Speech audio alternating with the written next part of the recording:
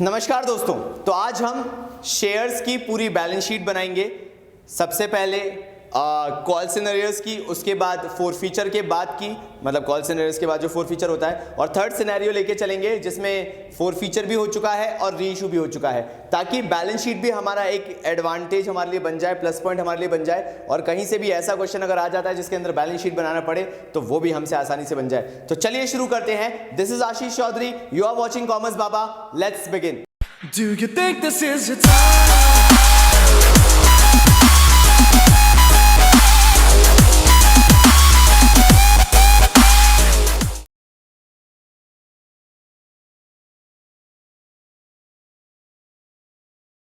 हाँ भाई, तो ये हमारे पास फिगर्स कैसे आए, क्या हुआ, किस तरीके से लिखा, ये आपको समझने के लिए जो इसके बाद जस्ट नोट्स टू अकाउंट्स हमने बनाया है वो आपको देखना ज़रूरी है, तभी आपको समझ में आएगा कि यहाँ पे हमने किया क्या है।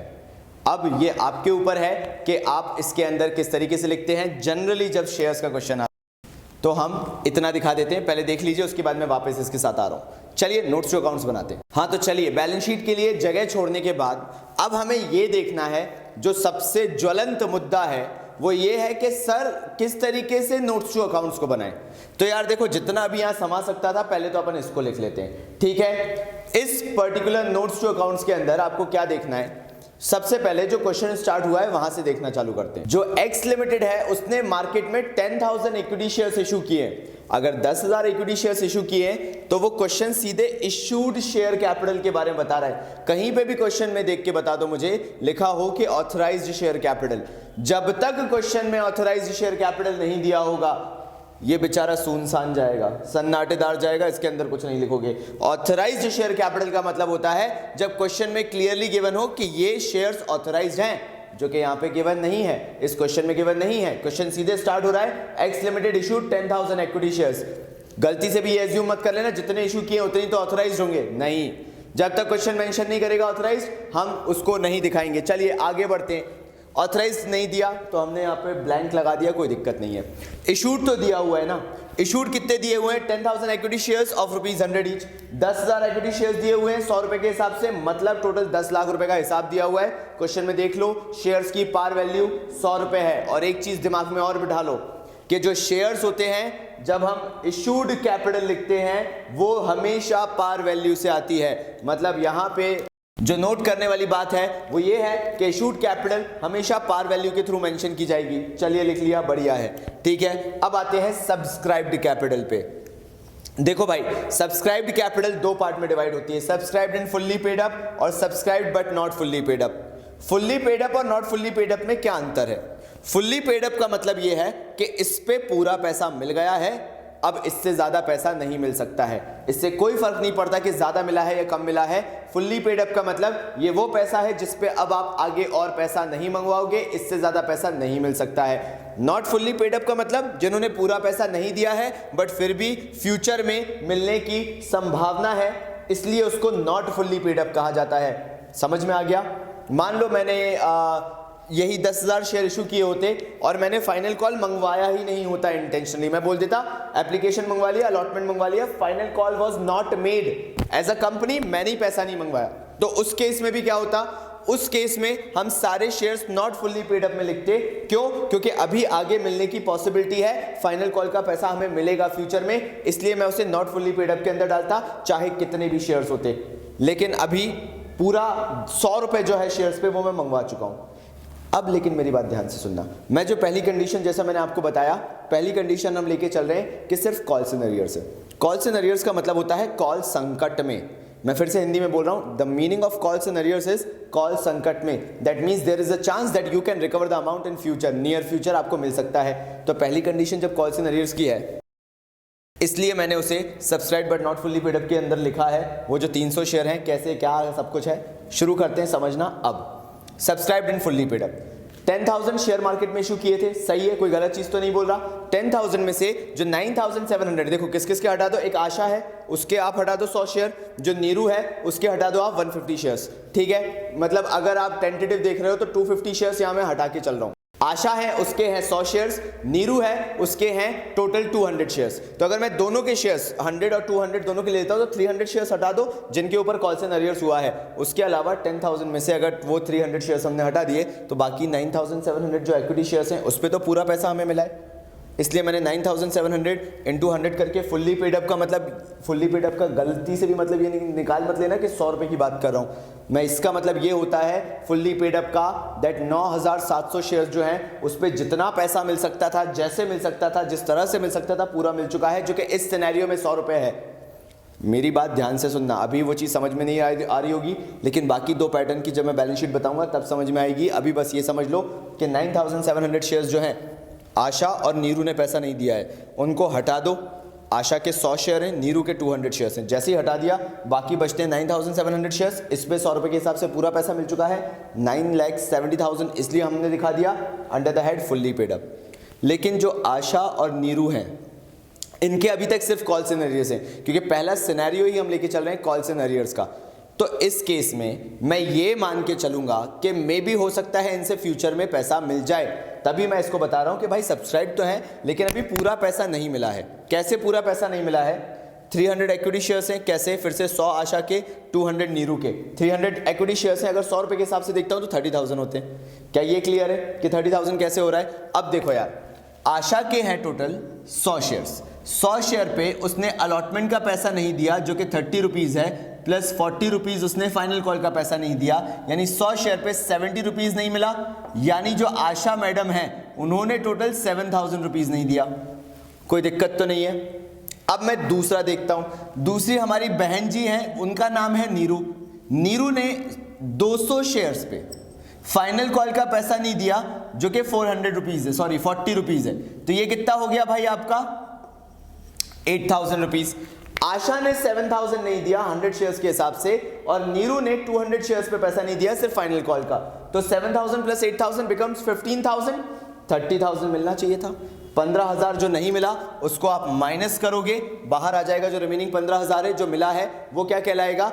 नॉट फुल्ली पेड अप का, बिकॉज हम अभी भी उम्मीद लगाए बैठे हैं कि ये सिर्फ कॉल्स एंड अरियर्स है, मे भी फ्यूचर में मिल सकता है। शट डाउन नहीं हुआ है यहाँ पे चांसेस हैं कि आगे रिकवर हो सकता है, because it is just calls and arrears, जिसे बोला जाता है कॉल संकट में है। संकट में क्यों है? क्योंकि जब मंगवाया तब पैसा नहीं मिला है, तो मे भी हो सकता है आफ्टर डेट्स में वो कभी भी फ्यूचर में दे सकते हैं, इसलिए हम इसे नॉट फुल्ली पेड अप बता रहे हैं।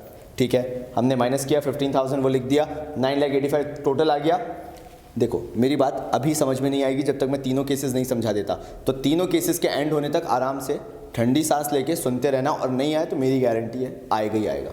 इसलिए बोल रहा हूँ तीनों केसेस इकट्ठे बता रहा हूँ। ठीक है, नॉट फुल्ली पेड अप मैं क्यों बोल रहा हूँ इसके अंदर? फिर से बोलता हूँ क्योंकि इसमें चांसेस हैं फ्यूचर में मिलने के। अभी सिर्फ कॉल संकट में है, आफ्टर डेट्स में पैसा मिल सकता है। मैं बार बार बोल रहा हूँ, टाइम वेस्ट नहीं कर रहा, तो मैं समझा रहा हूँ। ठीक है, फिर 15,000 माइनस किया, वो आ गया 9,85,000 टोटल मिला। 9,70,000 पे पूरा पैसा, यहाँ पे 15,000 ही मिला, 9,85,000 टोटल मिला है। अब जो आशा मैडम थी उनके पास 100 शेयर थे, इन्होंने अलॉटमेंट का पैसा नहीं दिया। अलॉटमेंट का पैसा नहीं दिया मतलब अलॉटमेंट पे जो 20 रुपए का प्रीमियम था वो इन्होंने नहीं दिया। सही बोल रहा हूँ? फिर से बोल देता हूँ, अगर कन्फ्यूजन हो रहा है तो आराम से ठंडी सांस ले लो। आशा मैडम जो है 100 शेयर पे उन्होंने अलॉटमेंट का पैसा नहीं दिया है। अलॉटमेंट टोटल था 50 रुपए का। ठीक है सर, तो आपने यहाँ 30 रुपए क्यों लिया था? क्योंकि मैं जब भी यहाँ पे लिखता हूँ तो पार वैल्यू लिखता हूँ, यहाँ पे मैं प्रीमियम नहीं ले सकता, तो इसलिए मैंने अलॉटमेंट की 30 रुपीज़ पार वैल्यू ली थी, फाइनल कॉल की पार वैल्यू 40 रुपीज़ ली थी। वो तो ऑब्वियसली 40 दिया था, कोई बड़ी बात नहीं थी, लेकिन अलॉटमेंट को मैंने 30 क्यों लिया था? क्योंकि याद रखना ये पूरे शेयर कैपिटल के अंदर हमेशा सिर्फ पार वैल्यू से किया जाता है, इसलिए मैंने अलॉटमेंट की पार वैल्यू ली थी। तो आशा मैडम ने अलॉटमेंट का 30 रुपीज़ नहीं दिया, साथ में प्रीमियम भी 20 रुपीज़ नहीं दिया होगा। 20 इंटू आशा के 100 शेयर्स कितने होते हैं? 20,000 या 2,000 रुपीज़। ठीक है, तो आशा ने 2,000 रुपीज़ क्या नहीं दिया? प्रीमियम। कोई दिक्कत तो नहीं है? अब अगर प्रीमियम मुझे मंगवाना था, ये इसको नोट कर लो, मुझे पॉज करके मैं हटा रहा हूँ इसको। ठीक है, अब अगर मैं प्रीमियम की बात करूँ तो मार्केट में इशू कितने शेयर्स किए थे? 10,000। ठीक है, प्रीमियम कितने रुपए का है जरा देखो जरा जल्दी से बुक में, 20 रुपीज़ का है। तो प्रीमियम जो है वो टोटल बनता है भाई 2 लाख रुपए का, और अभी मैंने निकाला कि आशा जो है उसने मुझे 2,000 रुपए का प्रीमियम दिया ही नहीं यार। तो यार आशा ने अगर 2,000 का प्रीमियम नहीं दिया 2 लाख में से, तो नेट प्रीमियम कितना रिसीव हुआ? 1,98,000। वो मैंने रिजर्व्स एंड सरप्लस के अंदर SPR करके 1,98,000 दिखा दिया। क्या क्लियर है ये चीज? ये पूरा उतार लिया। चलो जल्दी से इसको कर लो। हाँ भाइयों, तो जैसा आपने देखा सिंपल था, 9,85,000 हमें टोटल पैसा मिला था, फुल्ली पेड अप के अंदर हमने 9,85,000 लिखा था।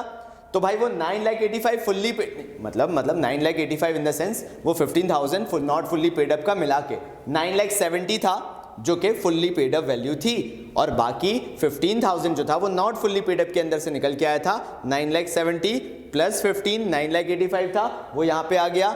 जो SPR हमने निकाला था वो 2,000 का माइनस करके तो 1,98,000 वो था, हमने एक्सट्रैक्ट के अंदर लिख दिया है। चलिए वो केस करते हैं जिसके अंदर अगर फोरफीचर हो जाता है, मतलब इन केस अगर ऐसा होता है कि फोरफीट कर लिया, अभी तक तो कॉल सिनेरियोस थे, कॉल संकट में थे, कॉल का पैसा अभी नहीं मिला था, मे बी फ्यूचर में हमें मिल जाता, लेकिन अब वो ऑप्शन ही खत्म, हमने तो फोरफीचर कर लिया।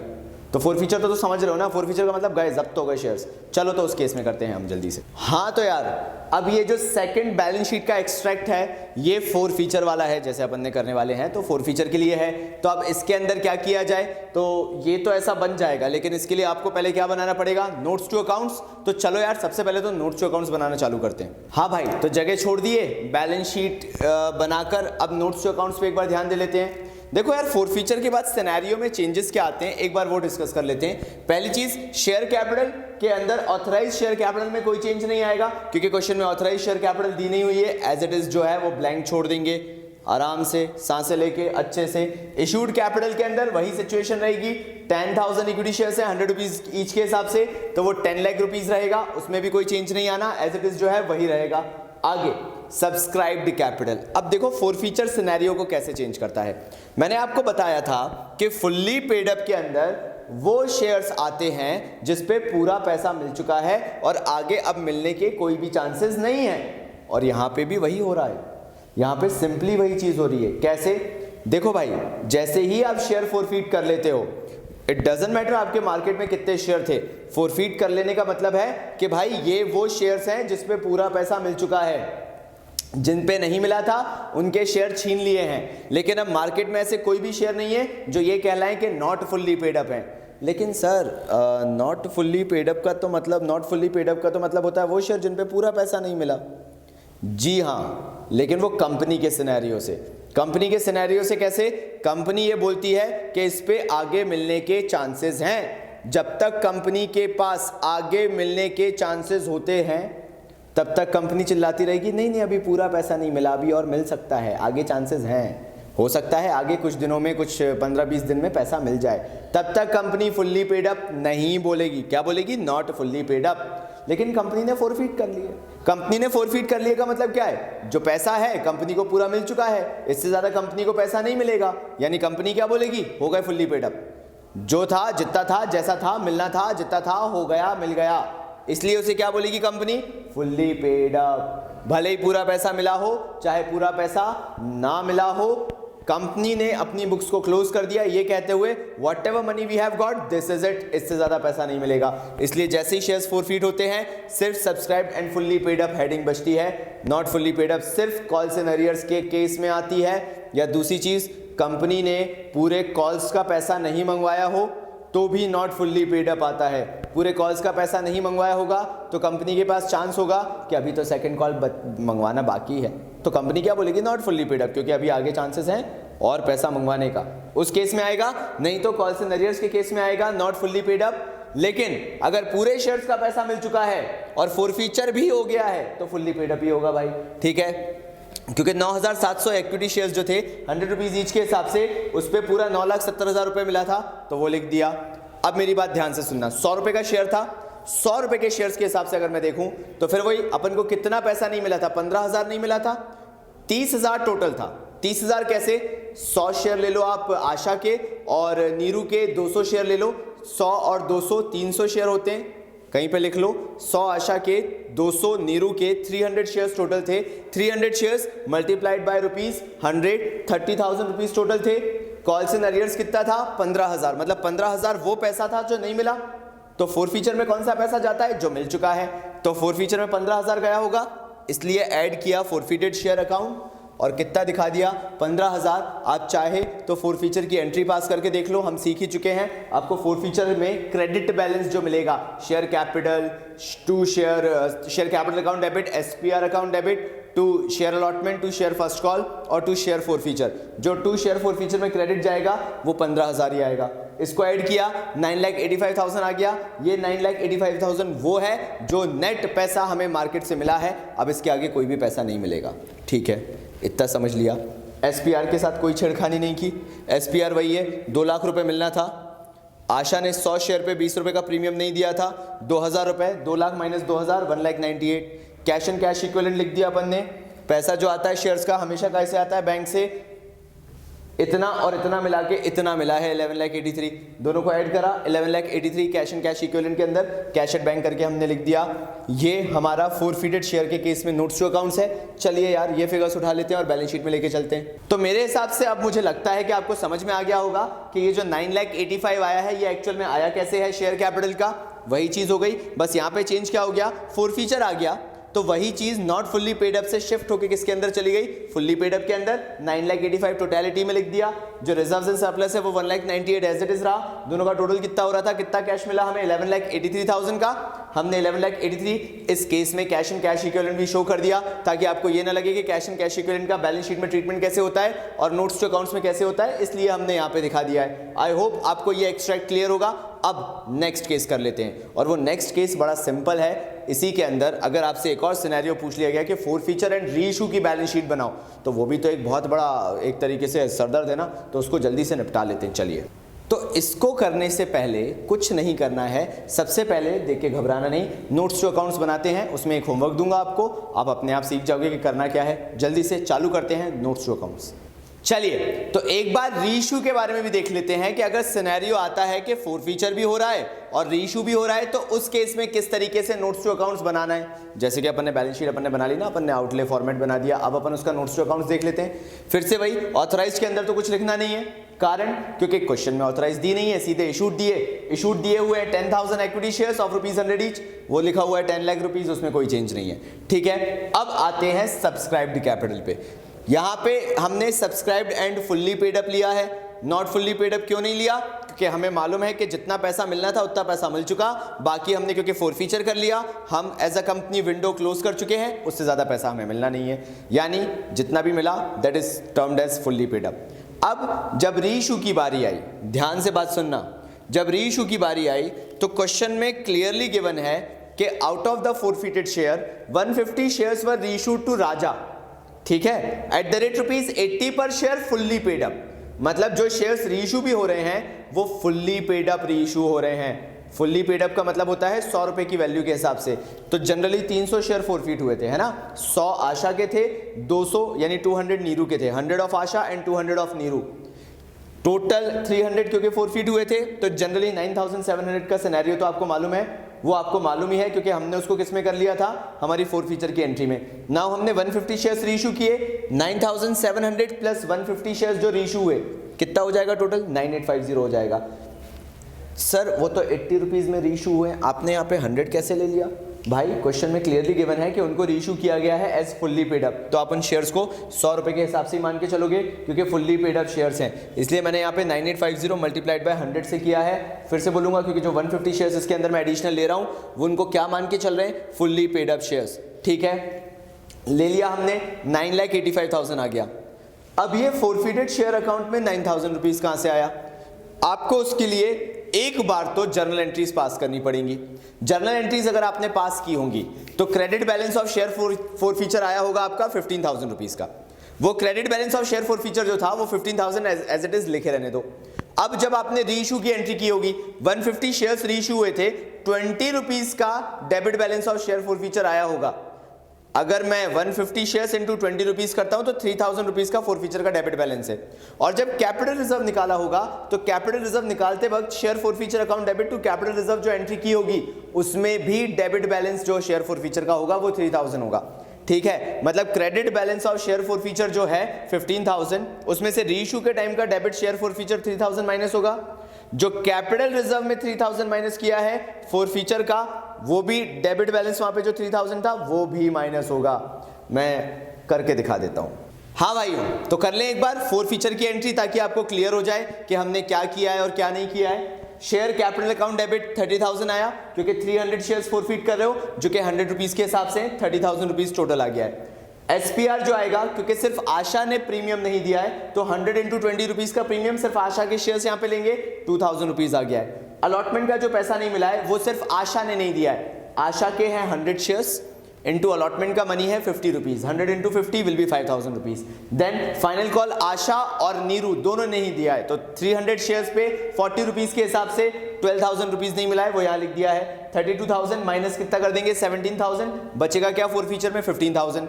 अब जब रीइशू किया तो रीइशू बोला 150 शेयर्स रीइशू किए हैं एट द रेट ₹8 पर share fully paid up.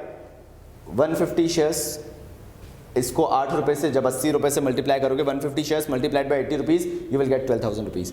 150 shares multiplied by 20 rupees, because fully paid up है, 100 में से अगर 80 में रीइशू किया है तो 20 रुपए का नुकसान है। 150 into 20 rupees will be 3,000 rupees, ठीक है। टोटल फुल्ली पेड अप है, इसलिए 150 इंटू 100 किया, 15,000 रुपीज हमने टोटल लिख दिया। अब फाइनली आ रहा है फोर फीचर का बैलेंस। फोर फीचर के बैलेंस के लिए उन्होंने बोला कि भाई हमने क्या किया, मार्केट में शेयर्स जो है वो रीइशू करे, रीइशू किए जिसमें हमने आशा के पूरे शेयर्स लिए हैं। 150 शेयर्स जो हमने रीइशू किए हैं उसमें आशा के पूरे शेयर्स हैं, ठीक है। तो अगर मैं आशा का क्रेडिट बैलेंस लेना चाहूँ, अब मुझे यहाँ पे थोड़ा सा सोचना पड़ेगा कि मैं आशा का क्रेडिट बैलेंस कैसे लूँ। तो जो मेरा फंडा है वो मैं आपको बताता हूँ। तो देखिए भाई कैसे किया गया। आशा का जो क्रेडिट बैलेंस था हमारे पास वो 3,000 रुपीज़ का कैसे आया। देखो यार, आशा ने अलॉटमेंट नहीं दिया और फर्स्ट कॉल नहीं दिया, मतलब आशा ने सिर्फ क्या दिया, एप्लीकेशन मनी। तो फोर फीचर के अंदर वो बैलेंस आता है, दिमाग में बिठा लो, फिर से बोलूंगा, फोर फीचर के अंदर वो बैलेंस आता है जो सामने वाला पे कर चुका है। आशा ने सिर्फ एप्लीकेशन मनी पे किया है। एप्लीकेशन मनी कितना था, 30 रुपीज़। 100 शेयर्स पे आशा ने 30 रुपीज़ दे दिया था, मतलब आशा ने 3,000 रुपीज़ दिया था, तो 3,000 आशा का क्रेडिट बैलेंस लिया, क्योंकि आशा के पूरे शेयर्स रीइशू हो रहे हैं, शेयर्स फोरफीट भी उतने ही हैं, तो 100 ले लिया। प्लस नीरू का क्रेडिट बैलेंस कैसे लिया, नीरू ने एप्लीकेशन मनी दे दिया है, अलॉटमेंट मनी दे दिया है। प्रीमियम को नहीं गिनते हैं क्योंकि हम पार वैल्यू से लेते हैं, मैं पहले ही सिखा चुका हूं। तो अलॉटमेंट मनी और एप्लीकेशन मनी 30 + 30, प्रीमियम हटा के बता रहा हूं अलॉटमेंट का, तो 60 रुपीज़ है। 60 रुपीज़ इंटू नीरू के थे 200 शेयर्स, 60 इंटू 200 शेयर्स जो हैं, 60 रुपीज़ इंटू 200 शेयर। 60 रुपीज कैसे, 30 एप्लीकेशन के 30 अलॉटमेंट के। हाँ, अलॉटमेंट 50 है मालूम है, लेकिन उसमें से प्रीमियम हटा दो, तो 30 application 30 allotment, 60 rupees into 200 shares. ये पैसा नीरू से मिल चुका था क्योंकि फाइनल कॉल नहीं मिला था सिर्फ, तो वो आएगा 60 जो उसके रुपीज है इंटू 200 शेयर से 12,000 रुपीज। क्योंकि 100 शेयर रीइशू के टाइम पे अगर मैंने आशा के लिए हैं तो बाकी 150 शेयर रीइशू किए ना, total 150 shares we have reissued, तो बाकी 50 शेयर्स किसके रहे होंगे, नीरू के। तो 50 shares out of total Neeru के फोरफीटेड शेयर्स कितने थे, 200 लिखा, माइनस किया debit balance of share forfeiture जो कि यहाँ पे था, सीधे जो हमारा आंसर आएगा वो कितना आएगा, 3,000 रुपीज। तो भाई इससे क्या सीख मिलती है, जरा ध्यान से देखो। यहाँ पे ये शेयर फोरफीचर में 15,000 जो है वो क्रेडिट बैलेंस है। एक बार फोर फीचर डेबिट हुआ 3,000 से, और दूसरी बार फोर फीचर कैपिटल रिजर्व में ट्रांसफर करने के लिए कितने से डेबिट हुआ, 3,000 से। तो दो बार डेबिट हुआ है फोर फीचर, एक बार रीइशू के टाइम पे डेबिट हुआ है, एक बार कैपिटल रिजर्व में ट्रांसफर के टाइम डेबिट हुआ है। 3 और 3 6,000 होता है, 15 में से ये 6,000 माइनस करोगे और वही आप बैलेंस शीट में दिखा दोगे, जो मैं भी आपको समझा ही रहा था। तो वो 9,000 वहां पे जो क्रेडिट बैलेंस ऐड हो रहा है फुल्ली पेड अप के अंदर, वो 9,000 ऐसे आया, 15 माइनस 3 चलिए ठीक है, तो समझ में आ गया। तो अब हम क्या करेंगे, वो जो हमारा दो डेबिट बैलेंसेस थे 15,000 में से माइनस कर देंगे, तो बचेगा कितना, 9,000 credit balance of share for feature. वो शेयर फॉर फीचर का क्रेडिट बैलेंस हम 9,000 यहां पे लिख देंगे, 9,85,000 प्लस 9,000 9,94,000 हो जाएगा। ठीक है, कोई दिक्कत तो नहीं है इसमें। अब फाइनली क्या करेंगे, रिजर्व्स एंड सरप्लस को लिखेंगे। रिजर्व्स एंड सरप्लस के अंदर एसपीआर वही का वही 1,98,000, और याद करो कैपिटल रिजर्व में लास्ट वाली एंट्री में अभी अपन ने किया, लास्ट वाली एंट्री में कितना पास किया था, 3,000 रुपीज डाला था कैपिटल रिजर्व में, वो वाला कैपिटल रिजर्व में अपन यहाँ पे दिखा देंगे। टोटल फिगर हो जाएगा 2,01,000 का रिजर्व्स एंड सरप्लस का। इसको उतार देते हैं चलिए बैलेंस शीट के अंदर। हाँ भाइयों, तो फाइनली सीख लिया। आपको उसके अंदर होमवर्क बस ये है कि कैश एंड कैश इक्विवेलेंट आपको निकालना है, कुछ नहीं करना। 9,94,000 हमें कैपिटल का मिला है, यानी टोटल हमने सीख लिया कि कैसे उसके फिगर्स आए, किस तरीके से हमने फिगर्स लिखे। इवन हमने उसकी जर्नल एंट्रीज भी बना के देख ली, सो दैट हमें क्रिस्टल क्लियर हो जाए कि कैसे हमें आंसर लाना था। फाइनली हमारा आंसर आ गया। हमने 9,94,000 जो है वो शेयर कैपिटल में लिख दिया। रिजर्व्स एंड सरप्लस के अंदर 1,98,000 एसपीआर का था और 3,000 क्या था, याद करो ध्यान से, वो 3,000 बेसिकली हमारा कैपिटल रिजर्व था, हमने उसको डाला। टोटल हमारे पास कैश एंड कैश इक्विवेलेंट कितना आया, 11,95,000। याद रखना जब भी आप शेयर्स करोगे तो कैश एंड कैश इक्विवेलेंट के अंदर कैश एट बैंक से एंट्री करोगे नोट्स टू अकाउंट्स के अंदर, ठीक है। नंबरिंग कर लेना 1 2 3, कोई बहुत बड़ी बात नहीं है। चलिए तो यहां पे हम फिनिश करते हैं एक्सट्रैक्ट ऑफ बैलेंस शीट तीनों का। आई होप आपको बैलेंस शीट भी शेयर्स के अंदर बहुत अच्छे से क्लियर हो गई होगी। फाइनली शेयर्स की बैलेंस शीट भी खत्म। आई होप आपको सारी चीजें जो भी हमने शेयर्स के अंदर इंक्लूड की हैं वो समझ में आ रही होंगी। And to be very clear, अच्छा है आप साथ साथ में हमारे करते चले जा रहे हो, सो दैट आपकी प्रिपरेशन जो भी थोड़ा बहुत आपको एज नहीं मिल पा रहा था वो कहीं ना कहीं हमने आपको दिया है। हमने कोशिश की है कि वो चीजों को आपके सामने प्रेजेंट कर सके। तो चलिए नेक्स्ट वीडियो तक के लिए बाबा जी की तरफ से धन्यवाद।